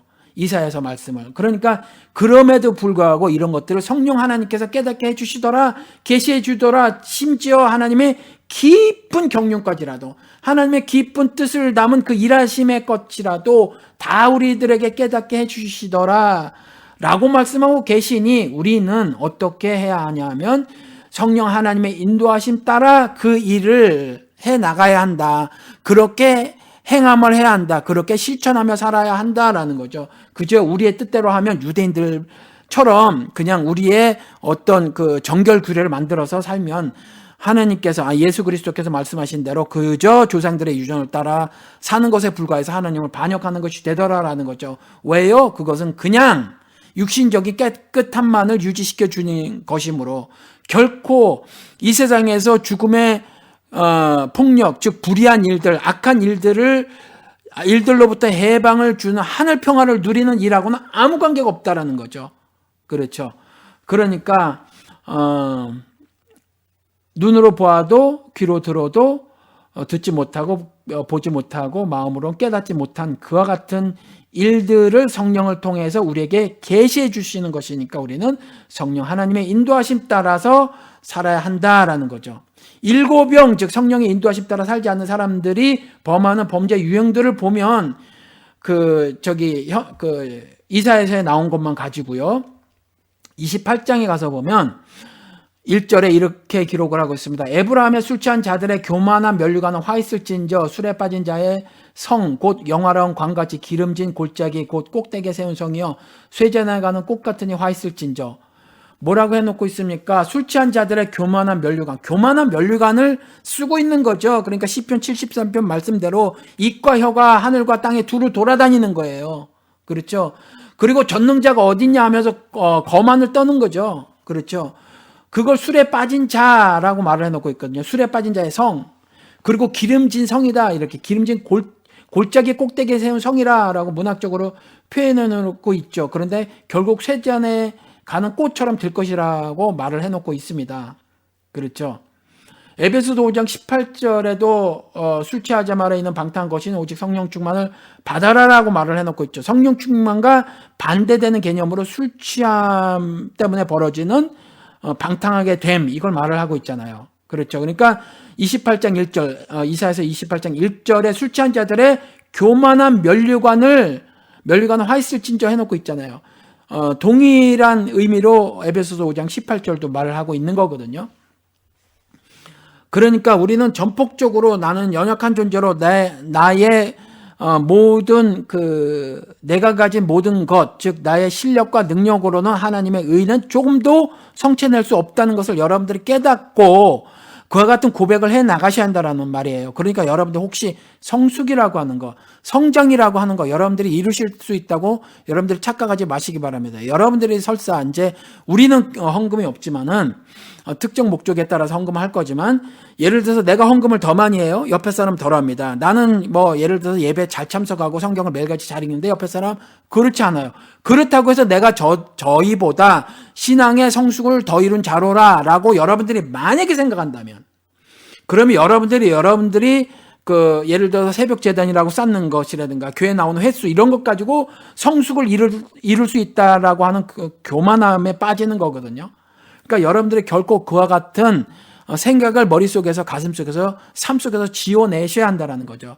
여러분들이 성숙을 이룬다라고 하는 거, 여러분들이 성경을 이룬다라고 하는 것은 전폭적으로 성령 하나님의 은혜의 역사라는 거예요. 여러분들은 그냥 하나님의 주신 믿음 따라 순종하는 것에 따라서 그것을 성취하는 것이지 결코 여러분들의 실력이나 능력, 여러분들의 하고자 하는 애씀 이런 것 가지고 성취할 수 있는 것이 결코 아니다라는 거예요.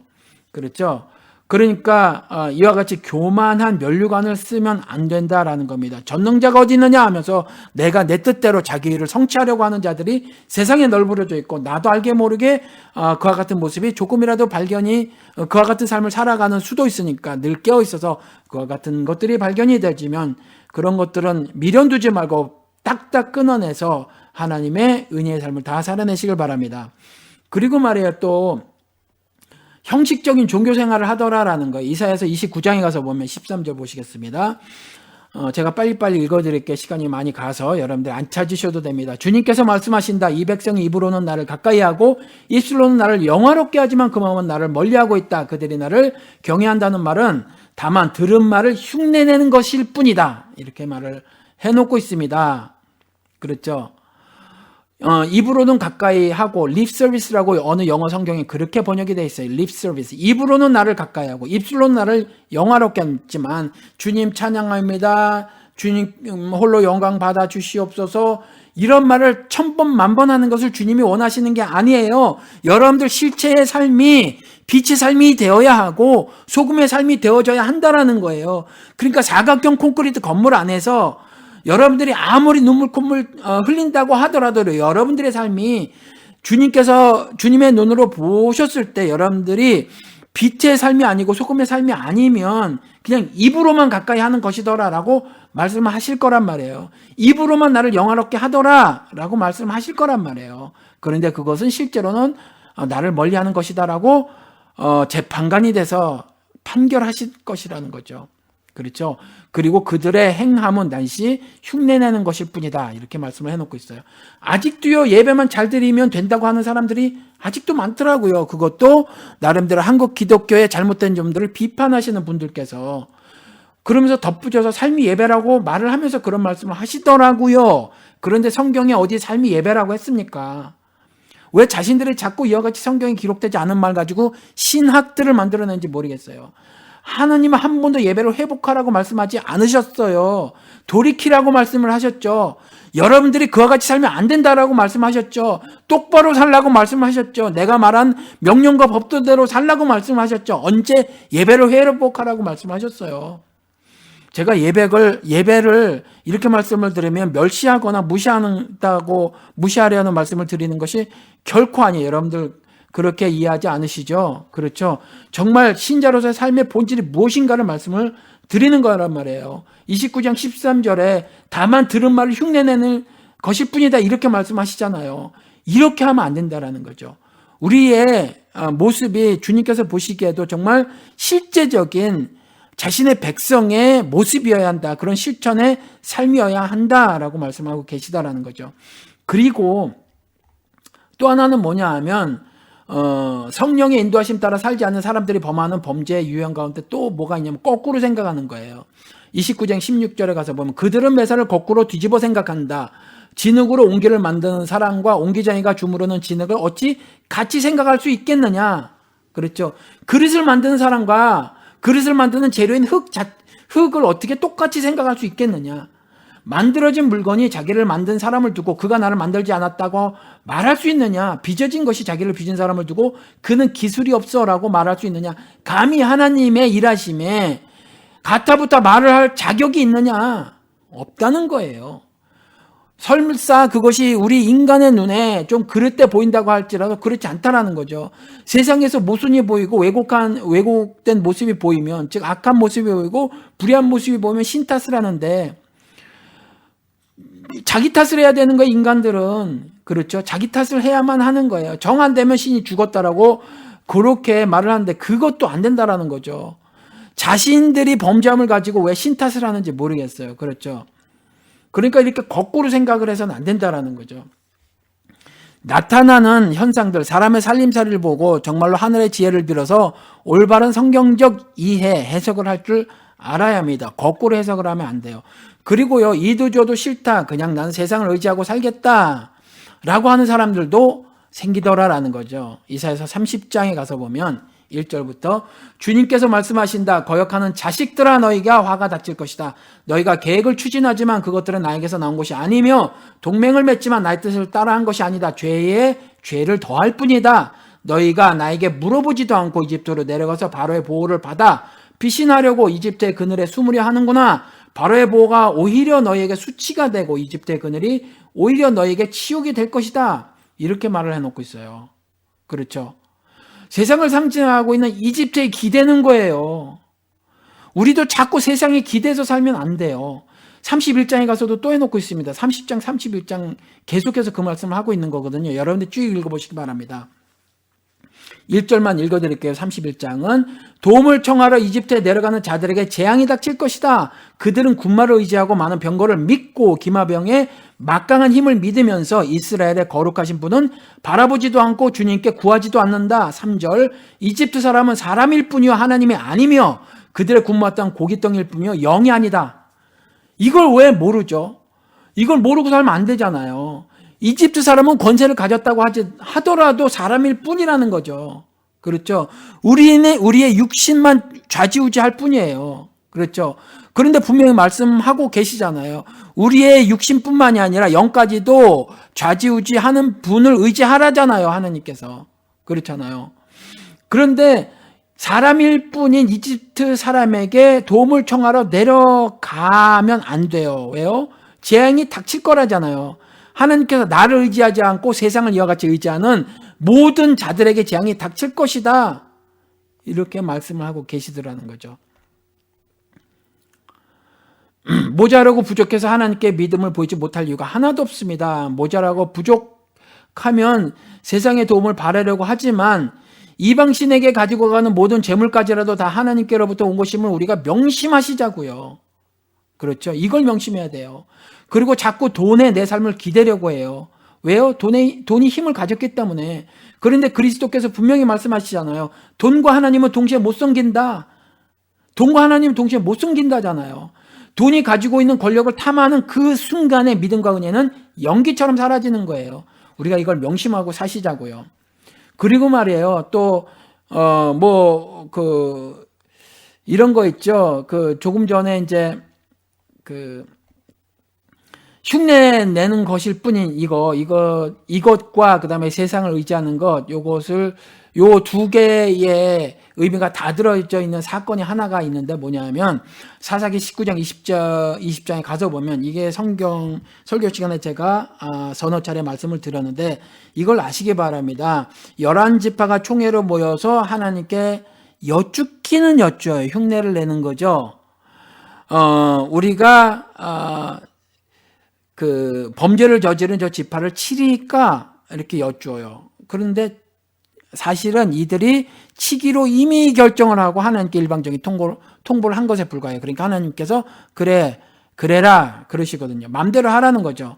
그런데 그랬더니 어떤 일이 벌어졌냐면 11지파가 힘을 합해서 가장 약한 지파를 쳤음에도 불구하고 전쟁에서 깨져요. 그것도 어마무시한 사람들이 죽임을 당하거든요. 그런데 그런 일을 두 번을 벌여요. 두 번 다 하나님께서 응답을 해주시지만 그 응답은 응답이 아니라는 거죠. 자기들이 이미 다 결정을 하고 통보한 것에 불과해요. 그런데 그 이후에 하나님께 제사장을 모셔두고 자신의 죄를 먼저 회개를 합니다. 그 다음에 이들이 정식 절차를 밟는 거죠. 하나님께서 원하시는 대로 먼저 회개를 한 거예요. 그리고 나서 이제 하나님께 여쭈어요. 그랬더니 이제 그들을 통해서 하나님께서 자신의 의를 드러내시고요. 그런 일을 하시거든요. 그와 같이 우리가 말이에요. 도움을 청하는데 어디에 도움을 청하냐면 우리 스스로가 축적한 힘에 도움을 청하는 거죠. 그래서 나름대로 자신이 의를 성취해 보겠다고 하는 거예요. 하나님 없이. 이들은 하나님께 기도를 하긴 했지만 그냥 흉내낸 것에 불과하고요. 사실은 뭐에 의지를 했냐면 하나님께 전폭적인 의지를 하지 않고 자신이 가지고 있었던 그 힘을 가지고 그와 같은 전쟁을 벌이려고 했던 거군요. 그랬더니 하나님께서 어떻게 하셨어요? 바로 그 전쟁에서 패하게 만들었단 말이에요. 11지파가 그 죽임을 당한 것이 2만 명이요. 그럼 분황당한 사람이 몇 명인지 모르겠지만 어마무시했을 것이고, 그 다음에 또 두 번째 전쟁에서도 18,000명이 죽임을 당했단 말이에요. 그 같은 전쟁에서의 그 패배를 당할 수밖에 없었거든요. 그러니까 절대로 세상을 의지하는 것이 내가 가진 힘, 내가 축적하고 모아뒀던 힘을 의지하는 것도 포함된다라고 여러분들이 아셨으면 좋겠어요. 성령의 인도하심을 받아 사는 사람들은요, 영원한 평화의 삶을 추구하죠. 그렇죠? 그 삶을 이 땅에서도 추구한단 말이에요. 그것이 포도주를 맛보는 삶이죠. 말씀드린 것처럼 내일 끌려나가서 죽임을 당할지 모르지만 베드로가 잠을 자는 것 같은 평화를 누리는 겁니다. 이사야서 28장 5절 가서 보면 그날의 만군의 여호와께서 자기 백성의 남은 자에게 영화로운 면류관이 되시며 아름다운 화관이 되실 것이라, 이렇게 말씀을 해놓고 계시단 말이에요. 그렇죠? 이와 같은 것을 우리는 꿈을 꾸고 사는 거죠. 언제요? 그날에 반드시 하나님께서 승리를 거머쥔 남은 자에게 하늘의 영화, 그 승리의 면류관을 씌워 주실 것이며, 그 면류관은 아름다운 꽃의 관이 될 것이다, 화관이 될 것이다, 이렇게 문학적으로 표현을 하고 계시다라는 거예요. 그리고 30장 20절 21절에서는 비록 주님께서 너에게 환난의 빵과 고난의 물을 주셔도 다시는 너의 스승들을 숨기지 아니할 것이니 네가 너희 스승들을 직접 뵐 것이다. 21절에 네가 오른쪽이나 왼쪽으로 치우치려 하면 너희 뒤에서 이것이 바른 길이니 이 길로 가거라 하는 소리가 너희 귀에 들릴 것이다. 그렇죠. 여러분들이 오른쪽으로나 왼쪽으로 치우치게 되면요, 그렇게 가면 안 된다, 이렇게 곧장 가는 것이 바른 길이다 라고 하는 소리를 너희들은 들을 것이다. 왜요? 이제 스승을 숨기지 않고 스승을 직접 뵈게 될 것이니까. 그 스승이 누구예요? 주님. 그렇죠. 그렇죠. 그리고 그 주님께서 내 양들을 먹이라, 내 영들을 보살피라라고 했던 그 목자들이 되겠죠. 그렇죠? 그러니까 주님의 말씀을 그대로 꼴을 전달해 주는 사람이에요. 바른 해석을 해서 전달해 주는 사람들이 되겠죠. 그러니까 비록 주님께서 너에게 환난의 빵과 고난의 물을 주신다고 하더라도, 그와 같은 상황에 너희들이 처해진다고 하더라도, 연단이라는 상황, 어떤 그 훈련 기간에 들어간다고 할지라도, 그리고 그것 때문에 육신이 고통스러워서 호교 시험에 빠지게 된다고 하더라도, 그와 같은 삶을 살게 된다고 하더라도 반드시 스승들을 직접 뵙게 될 것이며, 뒤에서 그쪽으로 가면 안 되고 이쪽으로 가도 안 되며 이쪽으로 가야만 한다, 이 길이 바른 길이니 그 길로 가여라 하는 소리를 너희가 들을 것이다 라고 말을 하죠. 그리고 32장 17절에 가서 바로 의의 열매는 평화요 의의 결실은 영원한 평안과 안전이다 라고 하고 계시다라는 거죠. 그렇죠. 의의 열매는 평화다. 의롭게 된다라고 하는 것은 평화의 삶을 누리는 거예요. 안식하는 삶이라는 거죠. 그래서 제가 말씀을 드렸죠. 의롭다고 하는 것은 불의한 세상과 구별됐다라고 하는 거죠. 그렇죠. 그러니까 거룩하다라는 말과 의롭다라는 말은 동의어예요. 그리고 이와 같이 의의 열매는 평화요, 즉 안식이라는 거죠. 그렇죠. 그러니까 의롭게 되진다라고 하는 것은 평화를 누린다라는 말과 동의어라는 거죠. 32장 17절 다시 읽어드릴게요. 의의 열매는 평화요, 의의 결실은 영원한 평안과 안전이다. 이렇게 말씀을 해놓고 계십니다. 그러니까 32장 그 이사야서 제가 처음에 강의를 할 때 그 몇 장을 읽어드렸죠? 제가 다시 한번 가볼게요. 32장 1절. 32장 1절에 장차 한 왕이 나와서 공의로 통치하고 통치자들의 공평으로 다스릴 것이다. 이 한 왕의 은혜로 인해서, 이 한 왕의 그 일하심의 은혜로 인해서, 즉 죽음과 부활하심, 십자가에 달려 죽으시고 그 다음에 사흘 안에 부활하시는 그 은혜를 인해서 의의 열매를 거두게 되는 거죠. 평화의 삶을 누릴 수 있게 되는 거죠. 영원한 평안과 안전을 누릴 수 있게 되더라라는 거예요. 그래서 주님께서 우리들에게 선처를 베푸시기를 우리는 날마다 간구하며 사는 삶을 살아야 한다라는 겁니다. 평화가 깨지는 이유는 불평등한 생각을 가지고 있기 때문입니다. 그리고 그 불평등을 조장하는 세상 임금의 통치 방식이 옳다고 믿기 때문입니다. 그런데 오늘 살펴본 것처럼 세상 임금의 통치 안에서는 결코 평화를 누릴 수가 없습니다. 그러니까 32장 1절 다시 읽어드릴게요. 한 왕이 나와서 공의를 통치하고 통치자들이 공평으로 다스릴 것이다. 이미 일어난 그리스도를 왕으로 모시고요. 그분의 공의의 통치를 받으면서 사십시다. 그리고 그분의 공평의 다스림을 받으며 사십시다. 언제나 공평한 절로 달아서 자신의 백성들이 온전한 삶을 누리게 하시는 왕 대신 그리스도의 통치를 받고 사십시다. 그래서 더욱더 적극적인 평등의 삶을 살고 우리의 삶을 통해 왕 대신 그리스도의 평화의 복음을 전하며 사시는 2016년에 작은 자교회 모든 성도님의 삶이 되시기를 주님의 이름으로 축원을 드립니다. 기도하시겠습니다. 주님, 시절이 악합니다. 세상 임금의 활개를 치며 주님을 조롱합니다. 또한 주님의 백성이라 스스로 일컫는 자들이 저지르는 악행이 극에 달했습니다. 주님의 전에 더러운 재물을 쌓아놓고는 잔치를 벌입니다. 온갖 음란한 짓을 저지르면서 주님의 뜻이라 외칩니다. 이때에 주님만 의지하는 믿음을 주시옵소서.